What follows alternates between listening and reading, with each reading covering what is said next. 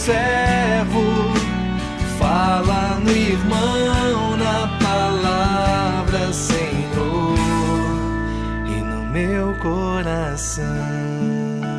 Irmãos, irmãs, que bom estarmos juntos para a reflexão do Evangelho neste 32º domingo do tempo comum.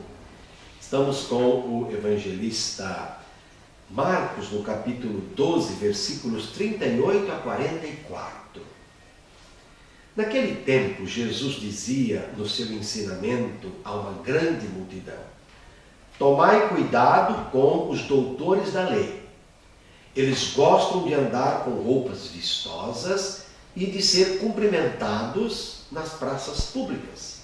Gostam das primeiras cadeiras nas sinagogas e dos melhores lugares nos banquetes. Eles devoram as casas das viúvas, fingindo fazer longas orações. Por isso eles receberão a pior condenação.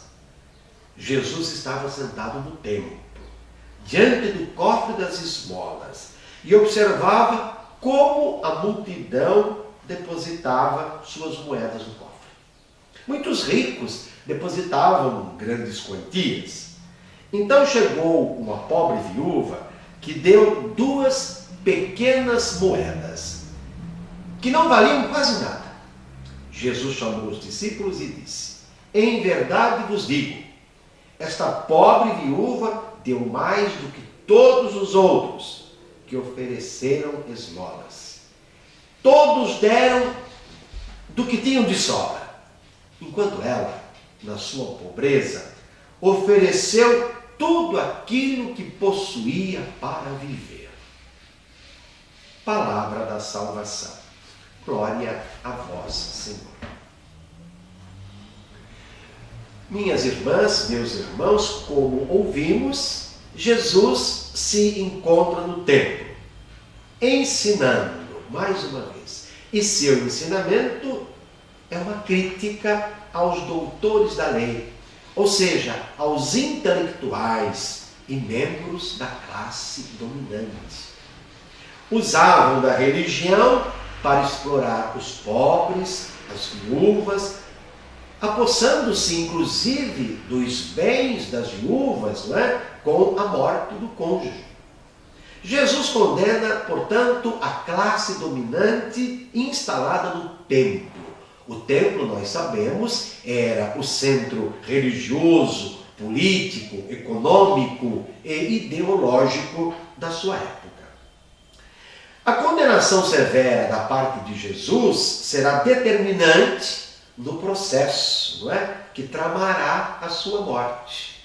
A morte de Jesus tem a ver com as críticas veementes que ele fez ao templo, aos homens do templo. Não podemos esquecer isso. Quanto à viúva, parece ser a única coisa que interessa a Jesus. Ele encontrou da mesma o que não encontrou nos homens do templo, arrogantes e exploradores.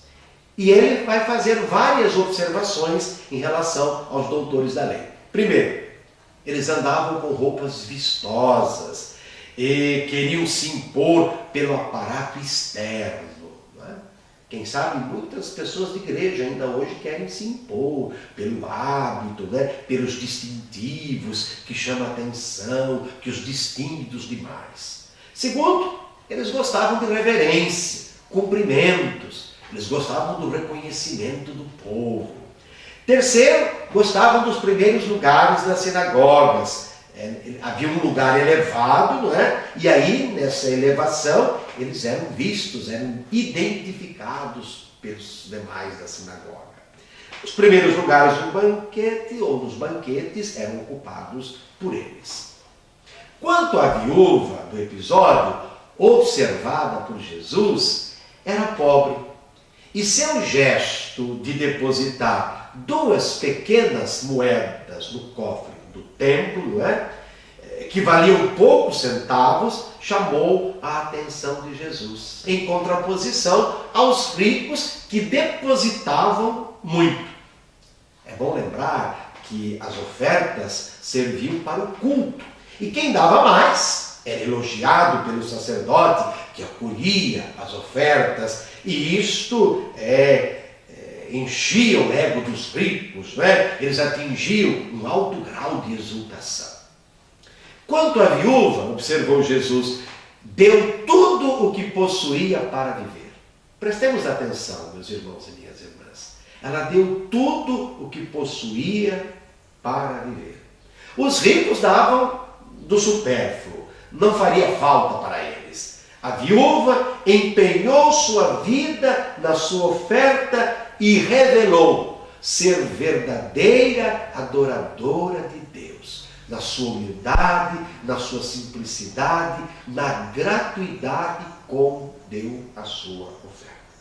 Sem ostentação, portanto, sua vida foi marcada pela alegria. Deu de si, do que tinha para viver, e assim deu mais do que todos, garantiu Jesus. Qual o grande ensinamento dado por Jesus? As relações econômicas que vigoram numa sociedade que crê e se diz temente a Deus, perguntamos, são relações de generosidade, de gratuidade, de oblatividade, não é? Ou as pessoas visam sempre suas seguranças pessoais, não é? E as suas relações, não é? São baseadas no ter mais, no ganhar mais, em acumular, no supérfluo, por assim dizer. O verdadeiro dar, meus irmãos e minhas irmãs, precisa estar imbuído do doar-se sem reservas. Quando eu dou alguma coisa a alguém, eu preciso me doar, eu preciso estar de algum modo presente naquilo que eu estou dando, naquilo que eu estou doando. Ela empenhou a sua vida, diz o Evangelho. E nós, quando fazemos uma doação, estamos empenhando um pouco da nossa vida? Estamos nos colocando no lugar daquela que está recebendo a nossa doação? E aí a gente faz uma pergunta: será que Deus precisa de dinheiro? Deus precisa de doações, não é? É claro que Deus não precisa. Mas nós, cristãos, temos uma casa comum. É um templo, né? É todo o trabalho que dá suporte à vida da igreja, à vida da comunidade. Então somos chamados a fazer a oferta do dízimo, né? O dízimo, que é o mandamento da lei, que é o mandamento da igreja. Mas o nosso dízimo não pode nunca ser ostentação, não é verdade? Ele tem que ser doação generosa. É o nosso compromisso com a nossa igreja, com a nossa fé. Oxalá todas as nossas comunidades organizassem o seu dízimo de modo que não precisasse fazer rifa, fazer bingo, fazer chá, fazer bazar, ficar dependendo, né, de algumas pessoas. Mas a própria comunidade provesse tudo aquilo que necessita para evangelizar, para que os seus pastores possam viver com dignidade. E por último, devemos perguntar se em nossas comunidades, se em nossas famílias, existe mesmo partilha, existe mesmo desejo de colaborar conforme os critérios do Evangelho. E sobre todos dessa bênção de Deus Todo-Poderoso, Pai, Filho, Espírito Santo, e permaneça para sempre. Amém. Fala, Senhor, preciso ouvir tua voz. Eis aqui o teu servo, fala no irmão, na palavra, Senhor, e no meu coração.